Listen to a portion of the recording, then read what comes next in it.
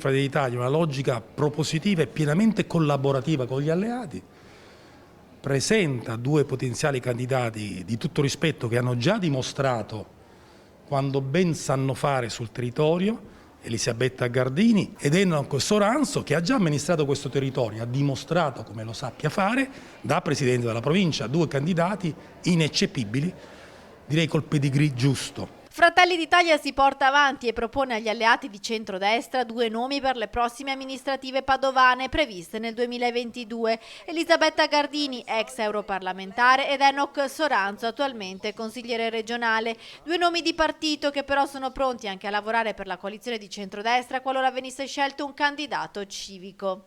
Se questa sarà la scelta anche su Padova, noi collaboreremo anche in questo caso senza alcun pregiudizio a individuare insieme ai nostri alleati un candidato civico adeguato, capace di rappresentare appieno il centrodestra. Siamo aperti a qualsiasi tipo di ragionamento, abbiamo le nostre proposte, siamo a lavoro come sempre e poi quello che è importante è il futuro di Padova.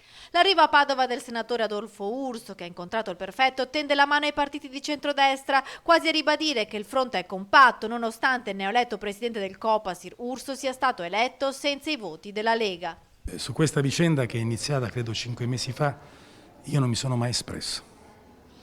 Non ho fatto mai una dichiarazione di alcun tipo e non lo farò sicuramente oggi,